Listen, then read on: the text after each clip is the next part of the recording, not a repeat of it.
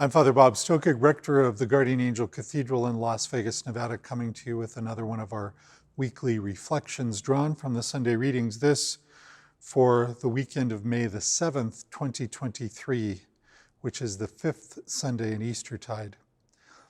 Easter as a whole season is 50 days. And as Easter unfolds, we spend time in the Acts of the Apostles. Up until this point, our readings from the Acts of the Apostles have always shown the early Christian community as one. But this week, we hear about conflict within that early Christian community. It's an interesting conflict because it has to do with two groups of Christians.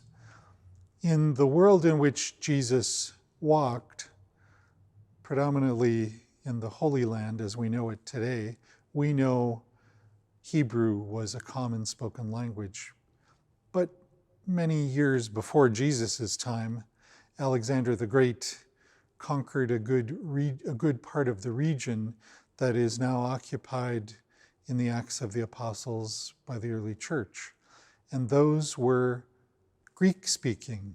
So today the conflict presented has to do with the Greek-speaking widows not being treated with the same care that the Hebrew-speaking widows were.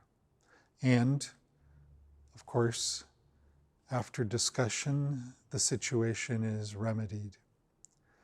The whole structure and scope of the Easter season in the lectionary also leads us from the resurrection of Jesus to his ascension.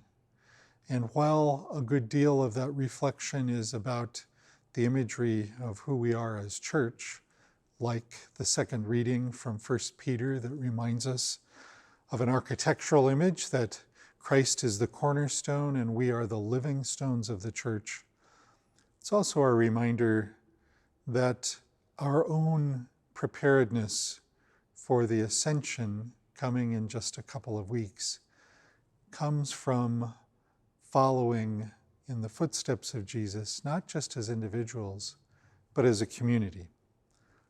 So this weekend, we invite you to pray for the communion of the church, the community of God's people. We remind you that wherever you are as you watch this, we here at the Guardian Angel Cathedral keep you and your family in our prayers, and we invite you to pray for us as well until the day comes when you might join us in person live here at the Guardian Angel Cathedral in Las Vegas.